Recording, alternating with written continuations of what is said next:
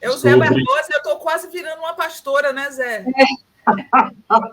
Aliás, eu acho que o pastor não imaginava, né, que ele ia ter tanto trabalho para rebater, né, nesse bolsonarismo, né? Bom, pastor, bom dia. O senhor é pastor, você, né? Não somos da mesma idade. Você é pastor, mas é teólogo, né? Como teólogo, o que significa o que aconteceu ontem em Aparecida, Zé Barbosa? Bom dia, Adri, Rovai, Sinara. Sinara estava dando uma aula de exegese bíblica aqui, melhor que muito pastor por aí, né? Que bom. É que eu tomei o trabalho, viu, Zé? Eu tomei o trabalho de ler os evangelhos de ponta a ponta, para eu entender o que é o cristianismo, para eu saber, então eu sei tudo que está lá, eu sei. E não só li esse, como eu li o Evangelho segundo Jesus Cristo do Saramago, que foi injustamente acusado de ser anticristão, e é a coisa mais linda, o Cristo do Evangelho segundo Jesus Cristo. É muito bonito mesmo. Mas voltando aqui, Rovai, o que a gente viu ontem é exatamente o vilipêndio do sagrado. Ontem a gente teve o sagrado desrespeitado, ontem a gente teve aquilo ali não tem explicação. Eu já fui a Aparecida algumas vezes. Eu venho de uma tradição católica antes do protestantismo. Fui com meus pais quando era criança em Aparecida. Depois fui algumas outras vezes e até com essa coisa do diálogo interreligioso, eu nunca vi algo parecido com aquilo. Aquilo fere frontalmente a liberdade religiosa. Aquilo fere o direito ao sagrado. Assim, a gente fica sem palavras diante do que a gente viu ali. O cara está tomando e nada contra alguém tomar uma cervejinha, não, mas o cara está tomando uma cerveja em Aparecida, num copo com a imagem do Bolsonaro, não é da Aparecida. Ou seja, ele vai para lá para idolatrar, isto sim é idolatria.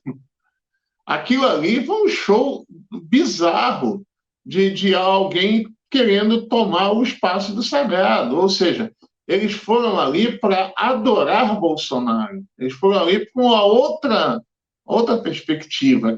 Aquilo sim é uma expressão perversa da religião.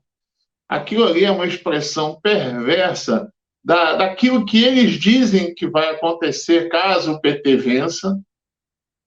Porque, olha só, os caras vaiaram o padre, que estava falando de fome. O cara está falando... E aí eu acho muito engraçado isso, Rovai e Sinara. É como eles mesmos se denunciam, né? Porque o padre está condenando o ódio, a mentira, a fome, e aí estão falando do Bolsonaro.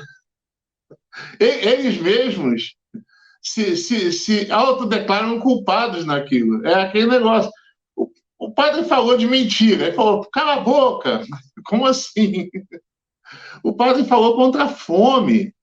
E o pessoal toma aquilo como... Então, assim, o que a gente viu ali foi um festival bizarro de intolerância religiosa, de uma afronta à liberdade religiosa, e não dá nem para classificar teologicamente aquilo. Aquilo ali não é um caso de teologia, aquilo ali é um caso de polícia. Aquilo ali é um caso, entendeu, de barbárie. Foi o que a gente viu ontem. Muito bem. Fazer corte dessa fala do pastor Zé Barbosa é importante para estabelecer esse diálogo. Eu vou fazer o Fala Rovai já decidido. Vou fazer o Fala Rovai falando sobre essa questão, né, e com a seguinte pegada: Bolsonaro ameaça o catolicismo. Eu acho que, assim, temos que começar a discutir isso com seriedade também, sabe, Zé? Porque, e eu quero falar isso na tua frente, para a gente até abrir um diálogo. Já estamos aqui com o padre Josemildo também, e se a Adri já quiser subi-lo, seja bem-vindo, padre Josemildo, um prazer vê-lo, sabe, que eu tenho muito carinho com o senhor, né? Também, Renato, bom falar contigo, Adri, todo mundo, Zé Barbosa, Sinara, bom estar com vocês também. Padre Josemildo é um amigo que a gente teve o prazer de conquistar quando participou de umas ações lá em Bragança, ações eleitorais, enfim. O senhor está na igreja de Bragança, é isso, padre? Eu estou na área pastoral Santa Clara de Assis, é uma comunidade em vias de ser paróquia aqui em Bragança. Bem na periferia de Bragança, que a periferia é a nossa opção, né? Sempre foi, né, padre? E se um dia a gente for casar, Adri, a gente vai ter que levar o padre Josemildo, o Zé Barbosa, e temos que chamar uma mãe de santo também. Deixa eu dizer uma coisa para vocês, que na linha que o Rovai estava falando, que eu acho muito importante a esquerda transmitir a ideia nesse momento, de que o Bolsonaro ele veio semear a discórdia. Ele semeia a discórdia dentro das famílias. Ele semeia a discórdia entre os amigos, dentro do trabalho, em todos os lugares. E agora ele está semeando a discórdia entre evangélicos e católicos. Isso é muito grave. Sinara, eu ia terminar aquilo que eu estava dizendo, Zé, que era sobre o que eu vou falar sobre ameaça aos católicos. Queria dar um encaminhamento nesse sentido pelo seguinte: para mim está claro que existe, e eu quero colocar isso em debate, que eu não tenho aqui, Ana, existe uma aliança estratégica com o pior dos grupos evangélicos, que não é representado pelo pastor Zé Barbosa, que tem um projeto que não é um projeto sequer ligado ao cristianismo, que é um projeto de talibanização tupiniquim do Brasil. Então, o catolicismo, nesse sentido, que é a maior igreja do Brasil hoje, eu acho que está sob ameaça dentro de um segundo governo Bolsonaro. Enfim, agora, Zé, pode falar à vontade sobre o que você vai falar, mas se a gente também pudesse rodar isso, vocês consideram, nesse sentido, que o que aconteceu ontem é um pouco um Capitólio da fé, a tentativa do tomada do Capitólio da fé? Sim. Quero mais ouvir até o padre Josemildo sobre isso, mas dentro do que a Sinara falou, é exatamente isso que está acontecendo. Eles estão indo por tudo ou nada nessa questão, essa talibanização. É engraçado, vai. Em 2003, eu escrevi um texto chamado Em Busca de um Ayatollah Evangélico. Eu escrevi isso em 2003, ou seja, há quase 20 anos, que era exatamente já denunciando essa busca dessa talibanização evangélica no Brasil. Isso é um projeto antigo, como eu já tenho falado aqui. E, Sinara, você falou isso, ontem eu mandei eu tenho feito uns vídeos diários curtos que eu estou mandando nas minhas redes, e ontem eu fiz um vídeo falando sobre isso, que Bolsonaro é um diabo. Porque a palavra diabo, no original, ela significa aquele que divide, aquele que separa. Sim. Então, Bolsonaro, ele divide famílias, ele divide igrejas, e agora ele está dividindo as religiões no Brasil. Isso. Então, ele vai tensionar, porque ele depende dessa divisão para existir. Se alimenta. Esse é o problema. Ele alimenta essa divisão para que ele possa existir por conta dela. E com o crescimento dos evangélicos, e aqui, acho que, não sei se o padre vai concordar comigo, mas o evangélico, geralmente, ele é mais militante do que o católico. Então, por mais que os evangélicos não sejam maioria numérica no Brasil, mas o tanto de evangélicos que tem, eles são de ir para a rua, eles são de comprar briga. E Bolsonaro alimenta essa turma. Bolsonaro alimenta isso, e alimenta o ódio ao catolicismo também. Então, é engraçado que ele vai para lá, mas ele fica alimentando ao mesmo tempo esse ódio. Ele depende do ódio para existir. Então, ele é um diabo. Isso eu não tenho medo de dizer. Muito bem, Padre José Mildo. Meu querido Renato, Zé Barbosa, eu acredito plenamente nisso que está dizendo, Zé, e quero até afirmar com alguns outros detalhes. A fragilização das instituições é fundamental para o Bolsonaro. Ele poder destruir, fragmentar a Igreja Católica, a comunidade evangélica e todos os grupos que ele possa fazer parte, ele vai sentir mais forte. Quanto mais frágeis estão as instituições, mais frágil, mais forte ele está. E ele gosta disso, ele gosta de alimentar este ódio, de semear este ódio, de semear essa discórdia. Obviamente, as atitudes dele são absurdas e abusivas. E não se pode permitir que alguém continue nessa questão, utilizando da fé das pessoas simples e tentando semear no meio dessas pessoas o rancor. Ele já usou demais a comunidade evangélica, já usou demais a comunidade católica e tem usado as instituições apenas para sua promoção. A Igreja Católica está hoje completamente dividida. Completamente dividida. Existem inúmeros segmentos da Igreja ali afixados em uma ou duas teses bolsonaristas e nada mais do que isso. Não estão preocupados mais com a dignidade humana, com os direitos sociais, com os direitos trabalhistas, não querem saber das questões mais. Ninguém está preocupado em falar de fome, ninguém está preocupado em falar de miséria, querem falar apenas do homem, da pessoa, que é o suposto ou inominável presidente da República. Então, eu fico indignado com essas questões pela instrumentalização da fé em qualquer aspecto. E é engraçado que mesmo muitos padres, Renato, muitos religiosos, bispos, pessoas que têm, bem como inúmeros pastores, que têm formação, e de comunidades riquíssimas, belíssimas, com uma teologia apuradíssima, ensinando a prática do Evangelho, apoiando o Jair Bolsonaro. O que aconteceu em Aparecida ontem é aberração. Eu lembro, semana passada, o Lula colocando numa entrevista a questão do Círio de Belém.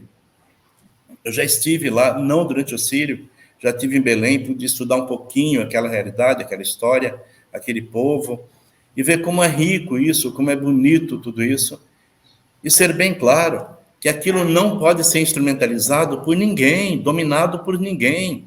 É uma questão de fé. Eu lembro carinhosamente aqui do Gilberto Gil, que nos diz, né? Andar com fé eu vou, que a fé não costuma falhar.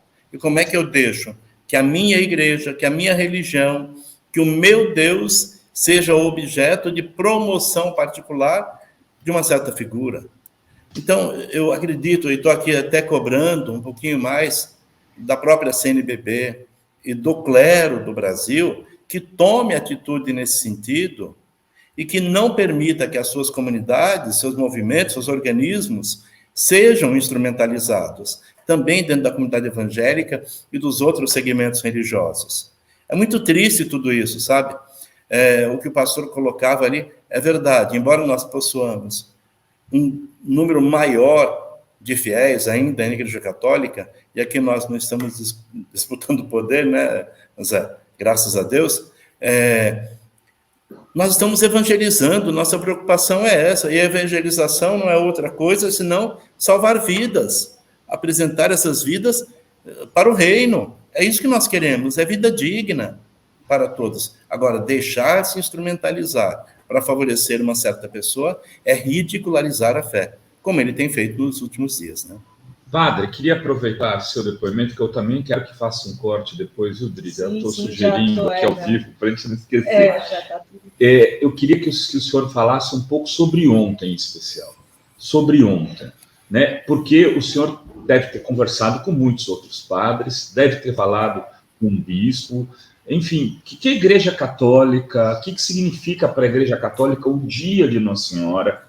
Né? O que significa essa festa que leva pessoas de várias partes do estado e até de outros estados romeiros, caminhando, ou de carro, ou de vários, para ir até lá, professar sua fé, e o que isso significa ter Tem um retorno aqui que eu não estou conseguindo. Eu bloqueei.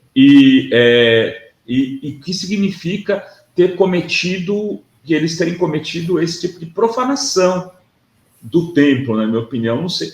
Os padres estão vendo dessa forma? Isso bateu pesado para alguns que tinham se posicionado a favor do Bolsonaro, ou não mudou nada, Padre Josemildo? Renato, a gente percebe que as pessoas estão como que alienadas, não é? Deixa eu falar primeiro um pouquinho da devoção mariana. É muito bonito essa história, né? Já data de 300 anos, a devoção mariana a partir de Aparecida, desde o encontro da imagem, toda a devoção criada e alimentada nesses anos todos, e que tem trazido tanta riqueza para a igreja, tantas bênçãos, com um grande número de fiéis. Eu já fui a Aparecida, daqui a Bragança, ou de Socorro a Aparecida, 3, 4 vezes a pé, e foi uma experiência belíssima. Conviver com os romeiros ali, 5, 6 dias caminhando, que bonito. E como bonito sentir isso, que as pessoas não vão por sacrifício, não vão por promessa, vão por fé, porque acreditam que aquilo é um instrumental para a sua própria conversão, para a remissão dos seus pecados, para alívio pessoal. É uma busca incessante do amor de Maria, que interceda junto a Deus. Mas aqui eu não quero entrar nesse aspecto teológico agora. Quando se fala de Aparecida ontem, e que reúne gente do mundo inteiro, vamos lembrar primeiro que a celebração não acontece apenas na Basílica de Aparecida. Em todas as comunidades do Brasil, há celebrações voltadas exclusivamente para a festa de Nossa Senhora Aparecida. Ontem mesmo, na minha comunidade, no Jardim Águas Claras, havia lá um grande número de fiéis, e eu celebro a missa ao meio-dia, né? O povo gosta desse horário. Ao meio-dia, uma grande multidão de fiéis se reúne para celebrar, para cultuar a imagem da Virgem Maria na devoção de Aparecida. Multiplicando isso pelo Brasil inteiro, nós temos aí muito mais do que 100, 200 mil pessoas que estejam em Aparecida. São milhões e milhões de católicos, e carinhosamente, pastor, também de evangélicos, né? Alguns evangélicos que têm esse amor por Maria e que não deixam de prestigiar a sua fé, a sua festa lá em Aparecida. Ontem, o que aconteceu foi um ato banal. Primeiro, a Arquidiocese deixou muito claro que não havia um convite oficial. Dom Orlando Brandes deixou isso muito claro. Não há um convite oficial da Arquidiocese de Aparecida, do Santuário de Aparecida, mas nós receberemos o presidente porque é uma autoridade maior do país. Vamos recebê-lo com todo o protocolo natural. Eu volto a lembrar, quando eu falei do Lula, que o Lula se negou a ir no Círio de Nazaré, nesse momento, exatamente por não instrumentalizar a fé. Com essa preocupação. Bolsonaro, sem autorização da Arquidiocese de Belém, esteve lá, participou daquela barqueata que eles chamam, que estavam usando, inclusive, o aparelhamento do Estado, com o barco da Marinha, para poder fazer essa barqueata, e foi lá fazer a devoção, o que o bispo criticou abertamente, e todo o povo de Belém também, que não aceitava aquela condição do uso da festa de Nossa Senhora de Nazaré, do Círio de Nazaré, como objeto político. Em Aparecida, ao se apresentar, o mais triste foi ver o povo, parte desses, perdoe que a expressão, puxa-sacos do Bolsonaro, vaiando Dom Orlando Brandes, quando o bispo entrou. Vaiando, porque o bispo disse simplesmente que nós não precisamos de armas, nós precisamos de vida. E na sua homilia ontem, ele falou, quando fala do dragão do Apocalipse, que arrasta com a sua cauda 1/3 das estrelas do céu, ele falou quais são os dragões atuais: o dragão da fome, o dragão do desemprego, o dragão da violência, da miséria, da opressão. Não falou nada demais. Eu, na minha comunidade aqui, eu usei o mesmo texto, porque a igreja, ela é, nesse sentido, universal, e a gente tem toda uma liturgia para todas as igrejas ao mesmo tempo. Nós falamos também ontem sobre as bodas de Caná. Eu falei, falta o vinho da alegria. E falta alegria quando falta emprego, quando falta saúde, quando falta educação. Eu falei a mesma coisa que do Orlando, né? Nós acabamos falando por espaços diferentes e cobrando a mesma atuação da igreja nesse sentido. Porém, o Bolsonaro entrou muito mal nisso. Ele quis usar a fé para promoção pessoal. Ele quis usar a igreja para que ele fosse o centro. E desrespeitou, sobretudo, a instituição igreja, quando vaiaram Dom Orlando Brandes. Mas essa ação dele provocou reação entre os padres? O senhor sentiu alguma coisa? Eu estou lhe perguntando isso porque isso pode mudar uma porcentagem de votos, se Sim. pegou muito mal dentro da igreja. O senhor acha que quem está com ele... Porque eu vi, hoje mesmo tinha um vídeo de um padre, eu não sei exatamente de onde, fazendo um discurso chamando o Lula de diabo, né? Então, pedindo para não votar nele, pedindo claramente. Quem é bolsonarista, Renato, faz vista grossa, né? Faz de conta que não houve nada, que não aconteceu nada, nem comenta sobre isso. Eu tenho visto que a fala dele e as posições dele não interferem muito em quem já está definido, quem já é bolsominion. Quem não é, com certeza entrou em crise. Os padres que eu conversei agora pela manhã, eu estava em reunião, inclusive o bispo, estavam todos indignados. Os padres que têm uma abertura maior, que refletem maior. E eu penso até que a gente está bastante omisso nesse sentido, precisando ir mais à frente, discutir mais essas questões dentro da comunidade e entre nós, padres. Mas ali, os padres se mostraram indignados, sim, com essa postura, com o uso indevido do espaço, com o uso indevido da imagem de Aparecida. Então, ninguém está de acordo com isso. Eu penso que o Bolsonaro ontem, para esse clero, para quem já está consciente ou quem está em dúvida, bem como para com o povo, pelo que eu percebi, mais perdeu do que ganhou. Ele não agregou votos. Me recordo aqui, e carinhosamente, mais uma vez eu insisto, aquela questão do pastor Von Helder, da Universal, quando há muitos anos atrás, daqueles cutucões na imagem de Nossa Senhora Aparecida, e criou um mal-estar com vários grupos evangélicos, com a própria igreja e com vários organismos. Quando ele fez isso, ele perdeu muito, ele não ganhou nada. Da mesma forma, quando você mexe com a fé do povo, mexe com os instrumentos da fé do povo, você não agrega para si. As pessoas não são mais, não podem ser mais ridicularizadas pela sua prática de fé. Elas não podem se sentir inferiores por acreditar nisso ou naquilo. Então, o Bolsonaro não ganhou ontem, não. Ele só perdeu. E os fiéis que ali estavam em Aparecida, aqueles que vaiaram Dom Orlando, aqueles que vaiaram parte da sua homilia, são pessoas que estavam lá apenas para isso, que foram ridicularizar a TV Aparecida, a TV Vanguarda. São pessoas que estavam lá para isso. Não foram por uma questão de fé. Foram para tentar promover a imagem do presidente. E isso pegou mal. Pegou mal, sim. Pegou mal para a igreja, pegou mal para eles, pegou mal para todos. Ele não ganha nada com isso. Ele só perde.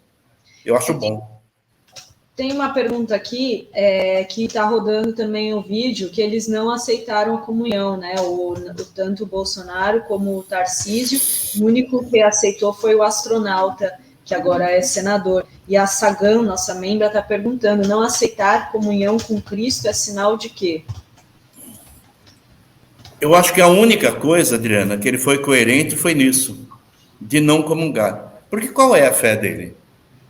Qual é? Eu queria saber qual é a fé do Bolsonaro primeiro. Um homem que se deixou batizar pelo lá o pastor Everaldo, que está preso, no Rio Jordão. Tornou-se ali por aquele ato supostamente evangélico. Depois começa a ser acompanhado de alguns pastores, que nem compensa nominar aqui, e dizer-se fiel a esses pastores, receber bênção em todas as igrejas, receber unções ali em todas as igrejas. Então, quando ele não comunga em Aparecida, é no mínimo o único ato que ele tem de respeito para com a fé católica. Porque O que ele não é católico. Malemar é cristão, né, pastor? Acho que malemar é cristão. Um homem que pratica os atos que ele pratica não deve ser nem conhecido, nem reconhecido como cristão. Um homem que promove um genocídio que ele promoveu, que promove o armamento, que promove tanta desigualdade, como é que pode ser chamado de cristão?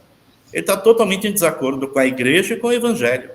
Então, o mínimo que ele fez é isso, é não comungar mesmo. Mas, ao que consta, o Tarcísio comungou e o senador... Assim. O astronauta. Sinara, você viu que eu só tenho amigos religiosos... Padre Josemildo, adorei. Male cristão. É isso mesmo, male. Eu tenho muitas dúvidas. Eu falei aqui, padre, que é muito esquisito que os bolsonaristas só citem o Velho Testamento.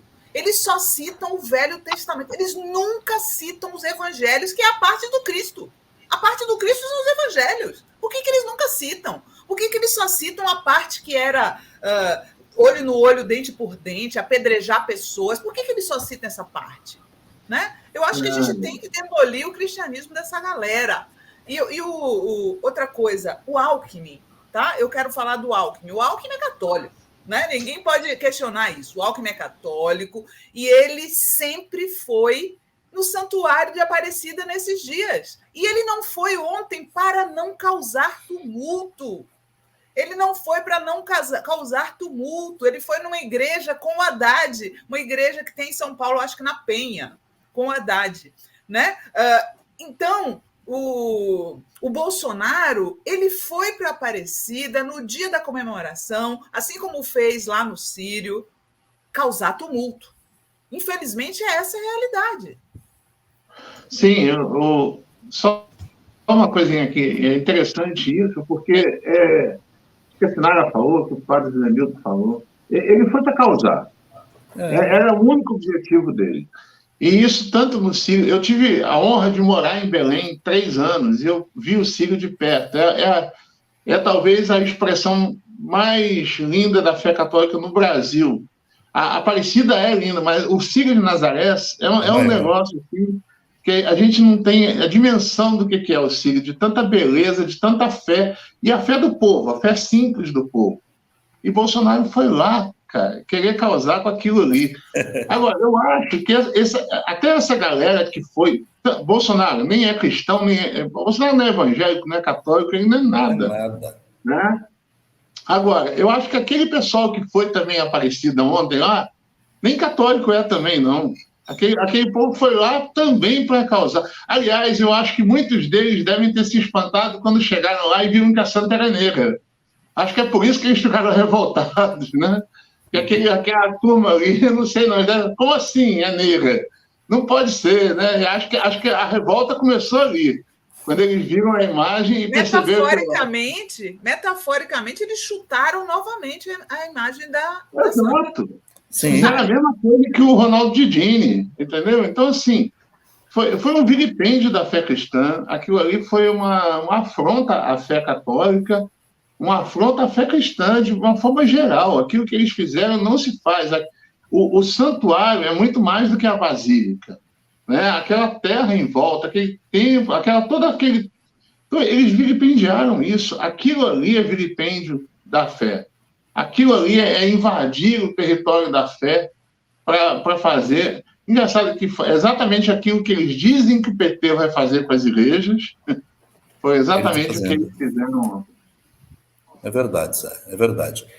Eu fiquei ali... Eu morei em Aparecida 3 anos. Quando eu cursei filosofia, eu cursei em Aparecida. Tinha lá o Seminário Bom Jesus, eu morei ali os anos de 86, 87, 88. E volto a Aparecida 2, 3 vezes ao ano até hoje. Mas esse uso da fé é algo que não só a Basílica não aceita, o povo cristão, o povo católico de verdade não aceita. Usar a imagem de Aparecida como se fosse um penduricalho no pescoço, eu sempre fico questionando carinhosamente a todos os meus irmãos, os fiéis também, que vêm com medalhinhas, vêm com cruz, vêm para isso. E eu pergunto sempre, qual é o sentido disso para você? Porque se é só para pendurar no pescoço, não, é mais como se fosse qualquer outro elemento que não acrescentasse nada à sua fé. Acrescentasse nada à sua fé. É preciso que você aprenda que esse símbolo tem uma importância, tem um valor e transmite para você algo. Senão, é usar uma cruz no peito se eu não creio em Jesus, se eu não vivo a fraternidade. É a mesma coisa, bem que vocês disseram. Foi, de novo, um novo chute em Nossa Senhora. Um novo chute na imagem. É uma destruição da fé católica. O povo de Aparecida, eu tenho certeza, e o povo fiel que está nos acompanhando, ou que está acompanhando, que acompanhou ontem toda a situação de Aparecida, não ficou feliz com isso. Pelo contrário, viu exatamente qual é a postura, qual é o interesse do inominável presidente da República.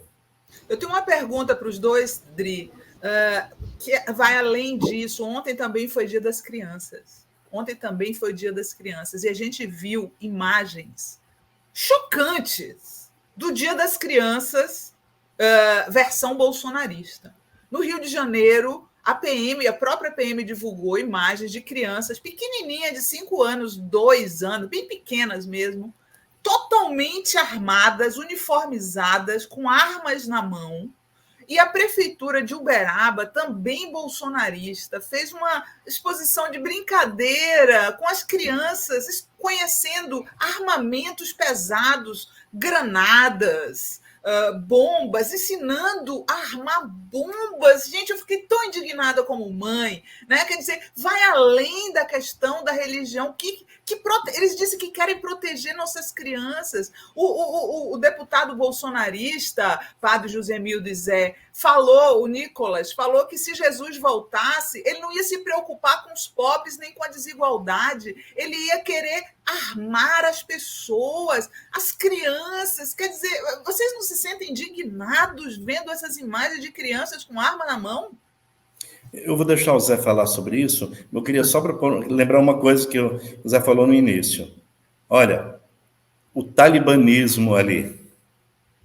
Né? É bem isso, né, Zé? Fique à vontade. É isso. Eles querem fazer parecer natural essa coisa das crianças com arma. E é engraçado, triste, pavoroso, que eles façam exatamente o oposto do Evangelho. Mais uma vez, Sinara, confirmando o que você diz, que o pessoal não leu o Evangelho, no Evangelho Jesus diz que a gente tem que se fazer como crianças. E eles querem que as crianças se façam como os piores adultos. Eles invertem totalmente a lógica. Quando a gente vê uma cena como essa de Uberaba, como essa do Rio, quando a gente vê o Nicolas, que é uma criança também falando, né? Um guri falando, e assim, a gente fica, onde a gente se perdeu nisso tudo? Aonde que a gente se perdeu? E aí eu tento, como pastor, eu creio que o padre também fique pensando, como padre, onde a gente errou? Ou o que fizeram com a fé que fazem isso parecer hoje uma coisa normal. E não é, isso não é normal, nem para a humanidade, e não precisava nem levar para o campo da fé. Não precisava, isso não é uma questão da fé cristã, isso é uma questão da humanidade, isso é uma questão da dignidade humana. Agora, trazendo para o campo da fé é pior ainda, porque a gente tem uma proposta de paz. A proposta do Evangelho é de paz. A gente estava falando antes das cores, né? Eu já vim de branco aqui, exatamente já na onda aí da coisa da paz, porque aqui, Rovai, aqui só é o branco ou o rubro-negro, tá? Aqui a gente tem essa... Mas a gente tem que estar na luta pela paz. A gente tem que estar na luta pela dignidade humana. E essa é a proposta do Evangelho.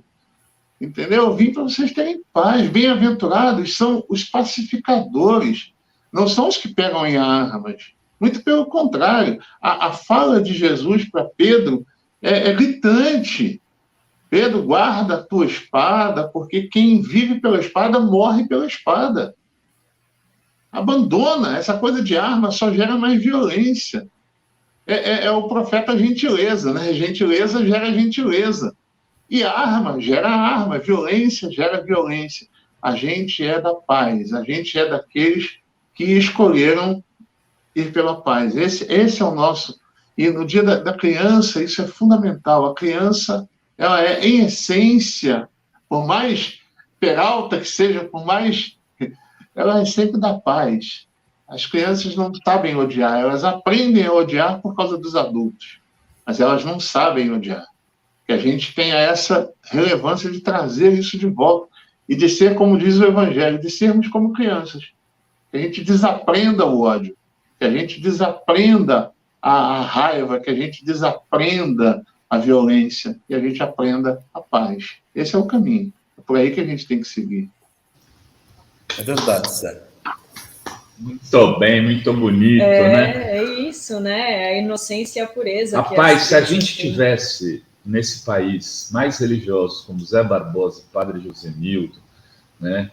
E como muitas mães de santo, como pessoas... A gente tem, por exemplo, uma pessoa que nos dá uma orientação espiritual aí, que é pai de santo, mora fora do Brasil, inclusive, e se envolveu muito conosco no processo do Luca, né? E o Padre Josemildo era outra pessoa que sempre me mandava mensagens, que colocou o Luca nas orações, o Zé Barbosa. Coloco até hoje, né, Padre? E se a gente tivesse pessoas maravilhosas assim em cenário, que maravilha seria, né? Mas tem muitos, né? Tem muitos, infelizmente, inclusive, que deveriam ter mais protagonismo na campanha do Lula. Gosto muito da Mônica Francisco, que é pastora, uma mulher negra, de esquerda, pastora, lá no Rio de Janeiro, acompanhou o Lula ontem na caminhada pelo Complexo do Alemão, né? O que eu acho que faz falta hoje mesmo é um movimento que teve, né, as comunidades eclesiais de base. Eu acho que agora a gente estava precisando de comunidades evangélicas de base. A gente colocar os pastores progressistas, como o Zé Barbosa, como o Henrique, à frente desse movimento, né? Porque, infelizmente, com o abandono desse tipo de movimentação pela esquerda, a gente deixou as periferias à mercê desses vendilhões do templo, Padre Josemildo, que é assim que eu chamo eles, porque eu tenho certeza que, se Jesus voltasse, ia expulsá-los a pontapés, esses aproveitadores da fé alheia, tá? Que são, na verdade, os mais ricos, os que mais aparecem, os que mais ganham dinheiro por conta disso. Mas existe um trabalho aí maravilhoso sendo feito por pastores sérios, por padres sérios, por muitos líderes evangélicos do judaísmo, do candomblé, de todas as religiões, sério, que não é para conseguir dinheiro, que não é para ficar rico às custas da fé alheia, sabe? Contra eles eu me insurjo. Sinara, você tem toda a razão, eu quero só contar um detalhe aqui. Até alguém mandou uma mensagem, eu, como ateia, eu estou me sentindo abandonada ou excluída dessa discussão, ou até ofendida. Nós não estamos aqui discutindo... religiosa. Eu sei. Nós não estamos aqui discutindo o aspecto da fé das pessoas, mas do uso indevido da fé. Exato. E mesmo aqueles que não creem em Deus também têm que estar indignadas por acreditar e por defender os direitos de todos, inclusive de professar também a sua fé, e não terem, por motivo algum, por líder nenhum, por pessoa alguma, a sua fé ofendida, né? Então, em respeito e carinho para responder essa nossa irmã, ela se sinta incluída, sim, e que nós estamos discutindo aqui esse aspecto da instrumentalização da fé, né, indevida por parte de alguns. Agora, quando nós vemos que a própria igreja está um tanto que calada, a CNBB emitiu notas sobre isso, emitiu notas sobre a eleição, mas quando você lembra, no final dos anos 70, quando chegou a renovação carismática católica no Brasil, a implantação da renovação carismática católica no Brasil foi um projeto norte-americano, foi uma tentativa de instrumentalizar já a fé católica com uma linha pentecostal, aqui respeitando, eu tenho medo, pastor, de que alguém se sinta ofendido ou está ali fazendo comparações. Eu não estou menosprezando as comunidades evangélicas, não. Estou dando uso indevido até da própria Igreja Católica, já naquela época, para impor no Brasil, dentro de um projeto americano, a renovação carismática e utilizar desses mecanismos para destruir todo o organismo pastoral da Igreja do Brasil. A gente tem que falar isso a partir da CNBB, da campanha da fraternidade, que iniciou em 1962, e que a partir dos anos 70 tomou uma linha mais social, de discutir moradia, discutir trabalho, discutir racismo, discutir os direitos fundamentais das pessoas. E aí era preciso que houvesse algo que destruísse tudo isso.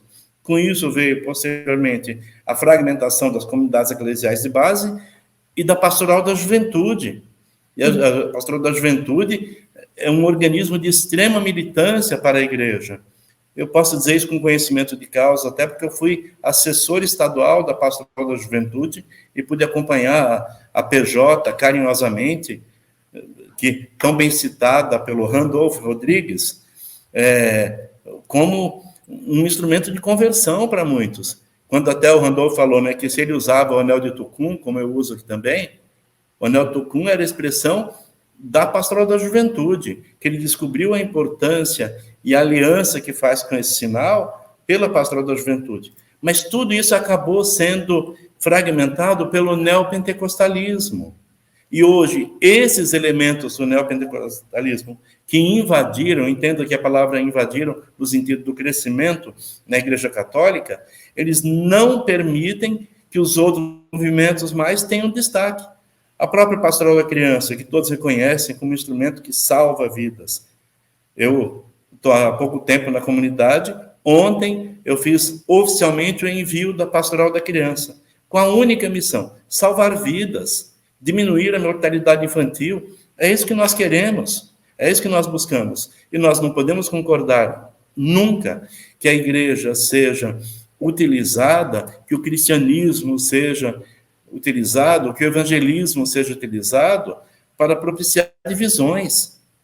Não pode mais permitir tudo isso. Eu acho que nós, padres, nós, pastores, temos que não apenas fazer uma carta aberta, mas fazer mais áudios, vídeos, para mostrar que nós temos um lado, que nós acreditamos na vida, que nós somos contra esse projeto neoliberal do governo, que nós somos contra esse fascismo, que nós somos contra essa violência, que nós queremos defender a fé e a dignidade humana, que nenhuma igreja vai estar fechada, porque Lula está do nosso lado, para ser bem claro. Sabe? Olha só, eu vou ler aqui alguns comentários, e aí vou passar para uma fala final do Zé, e depois do padre Josemildo, do Sinara também, falar do programa, do Brocou hoje, né? Hoje ainda é quinta. Olha só, temos aqui o Fernando de Castro dizendo: Sinara, Adri Rovai, vocês não têm ideia da quantidade de grana circulando a partir desta articulação Bolsonaro-Zema-Salim-Matar nas prefeituras de Minas Gerais para virar votos para o Bolsonaro. Tem aqui a Sônia Pimentel: dia de branco pela paz, semana será lindo. A ideia do Rovai, né? Lu Rodrigues: minha avó dizia, onde há uma igreja ao lado há demônios. Vi os demônios do palhaço, são demônios. A Joselândia das Chagas diz, manda um super sticker, outro super sticker, obrigada, Joselândia. Marilice Garotti diz: Hitler perseguiu os judeus, hoje o inanimável já persegue os católicos. Quem vai fechar igrejas e reprimir a fé diversificada de nosso povo? Com certeza não é Lula. Obrigada, Marilice. A Lu Rodrigues diz: estão usando as profecias de Fátima para justificar a guerra santa contra o comunismo. É o verdadeiro Armagedon. Bolsonaro é o anticristo. Luiz Guerreiro diz: e o Jornal Nacional simplesmente ignorou o absurdo ocorrido ontem em Aparecida. Carolina Cantarino chegando aqui de Membra, muito bem-vinda. A Vivian Luiza Pinto diz: Bolsonaro é um canibal de almas perdidas.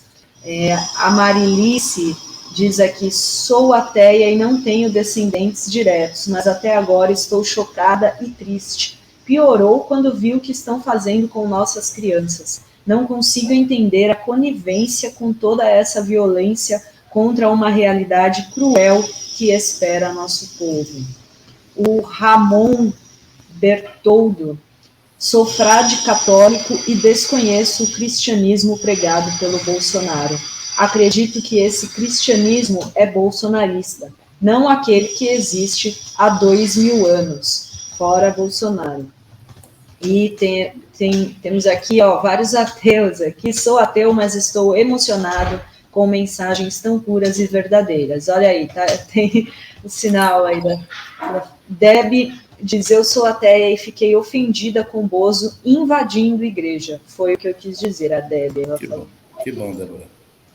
E o Zezito diz: maravilha, precisamos da presença de mais padres ou pesquisadores dessa temática por aqui.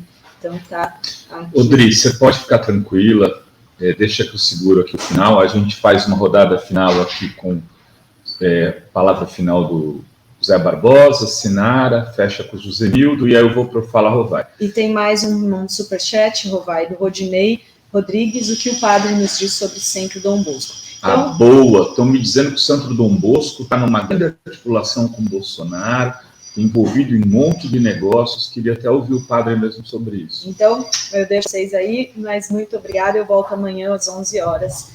Valeu, sigo por aqui. Zé Barbosa, para as suas palavras finais. Eu quero, como palavra final, até pegar um pouco do que o padre Josenildo falou sobre a questão de ter lado. Eu sempre digo isso na minha comunidade aqui. Eu sigo a um Jesus que não tem partido, mas ele tem lado. Isso é muito importante. Ele tem lado. A fé cristã tem lado. É o lado do pobre, do empobrecido, é o lado do excluído, é o lado do que é oprimido. É desse lado que a gente está. Então, a gente tem lado, sim. Então, quando alguém oprime, a gente é oposição a quem oprime. Quando alguém avilta o pobre, quando alguém empobrece mais ainda alguém, a gente é contra essa pessoa.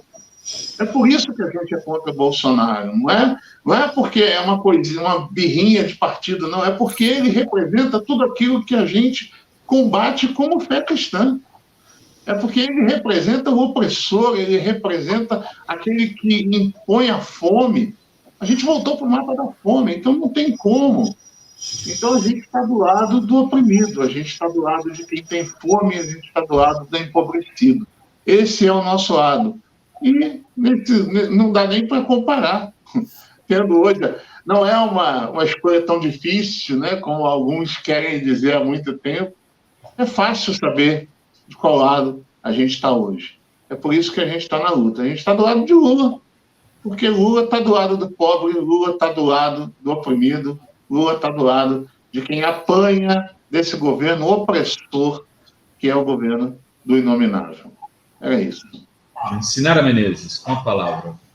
Eu quero só falar para vocês que vocês transmitam, né? Espalhem a boa nova, como dizem os evangelhos. Espalhem a boa nova. Olha só, a nova é a seguinte: não existe polarização. Quem é que está nesse país fazendo, dentro da família, irmão brigar com irmão? Quem é que está fazendo amigo brigar com amigo? Quem é que está fazendo colega de trabalho brigar com colega de trabalho? Quem é que está jogando o evangélico contra católico? A polarização é Bolsonaro. É Bolsonaro que está semeando a discórdia entre nós e jogando brasileiro contra brasileiro. A gente precisa cortar esse semeador de discórdia para a gente ter conciliação no nosso país. Com Bolsonaro não é possível reconciliar. Muito bem. Sinara, padre Josenildo, tem aquela questão da Dom Bosco para o senhor. Tem aqui o Henrique César falando, enviando um superchat, perguntar ao padre sobre a utilização fanática de Nossa Senhora pela Cássia Kiss, também o senhor poderia falar. E aí tem o Luiz Campos dizendo que se Dona Lili de Carvalho Marinho fosse viva, o Jornal Nacional daria matéria sobre o que foi feito ontem em Aparecida, e o Jornal Nacional não deu essa matéria, que poderia chegar nos rincões de Minas Gerais, no interior de São Paulo, nas pequenas cidades, lugares onde o catolicismo é muito forte, e mudar votos nessa eleição. O Jornal Nacional, uma no cravo, outra na ferradura, né? Padre Josemildo. Renato, eu vou começar falando um pouquinho do Jornal Nacional. Foi muito claro a posição deles já há vários meses. Eles diminuíram a tônica de críticas ao governo Bolsonaro por um único interesse. Eles não podem criticar muitos por conta da concessão que o Bolsonaro disse que não renovaria. Então, algumas coisas que eles preferem omitir para se garantir. É bem isso, né? Se eles começarem a divulgar e a propor ações até do próprio povo contra o candidato e demonstrar isso, a indignação do povo em algumas condições, eles podem perder a concessão. Tudo isso foi articulado, já é pensado antes para evitar. Não vamos polemizar mais, não vamos criticar mais, vamos debater, não vamos entrar no mérito da questão. E não entram mais no mérito. É isso. Quero também saudar o meu irmão Frade Ramon, que entrou aí, e dizer, Frade, nós estamos juntos, né, nessa caminhada, nessa luta por direitos, por vida, por paz. A questão da polarização, assim, Sinara, eu concordo plenamente com você que não existe polarização. O que existe esse ano é um plebiscito. É plebiscito. Nós vamos dizer sim ou não ao projeto Lula. Eu não falo nem do projeto do outro, que não é projeto nenhum, né? Sim ou não ao projeto Lula. É sim ou não à vida, sim ou não aos direitos, sim ou não ao trabalho, sim ou não aos livros. É isso que nós temos que dizer. Sim ou não a acabarmos com o mapa da fome de novo. Sim ou não a diminuição das armas e da violência. Essa é a grande temática. O grande plebiscito é esse. Não é polarização. Ou nós queremos continuar nessa condição, ou não queremos. Eu não quero continuar. Como a maioria do povo, não quer continuar, e nós lutamos para isso, né? Eu não tenho tanta questão, Renato, para falar do Centro Dom Bosco. Infelizmente, eu não sou suficientemente informado para isso. Mas eu posso dizer assim, que todos os organismos ou as instituições têm suas causas e, muitas vezes, os seus interesses. Não é gratuito o interesse do Centro Dom Bosco por Bolsonaro. Como não foi gratuito na época, nós lembramos bem, quando as emissoras católicas foram lá oferecer apoio para o Bolsonaro para divulgar o seu governo nos seus espaços. Particularmente, aqui, eu quero ser bem compreendido nisso, eu penso que a fé católica, nós temos muitos instrumentos de comunicação e, infelizmente, nenhum suficientemente capaz de levar uma mensagem a todo o povo. Porque ficamos, cada um nos dividindo para cá, para lá, com 200 canais de comunicação, aí, sei lá, pelo Brasil, e não conseguimos ser nada eficaz. Acabamos, cada um, evangelizando o seu grupejo ali, e alguns ainda instrumentalizados pelo mercado de poder. Não dá mais isso.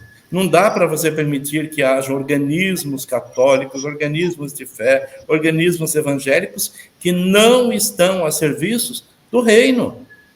A proposta do canal de comunicação, nesse aspecto, deve ser também evangelizar. Claro, sem exploração, sem estelionato, sem violência, sem enganação, sem mentiras. Fala a verdade. O pastor que fala a verdade, o padre que fala a verdade, o nosso irmão que conduz uma comunidade de matriz africana, falando a verdade. Você conquista o seu público, o seu povo, você vai ter canal para isso. Não precisa deixar a fé ser direcionada a ninguém. Só fala a verdade. E falar a verdade automaticamente vai resultar na conquista do povo pelos seus direitos. Então, Renato, Sinara, Zé Barbosa, Adri, é uma alegria poder estar com vocês. Viu? Muito obrigado por essa oportunidade, que Deus abençoe muito. Volte sempre, padre, vou lhe convidar sempre. Um grande abraço para o meu amigo. Conhecê-lo. Mande um abraço para a Rosângela e para o Fernão, e para toda a turma de Bragança, todos os nossos amigos. Agradeço. Fala, Rovai. Você está na casa do Fernão. Galera, tchau, Zé Barbosa, tchau, Padre José. Tchau, valeu. Beijo a todos, até mais tarde. Salve. Valeu, gente.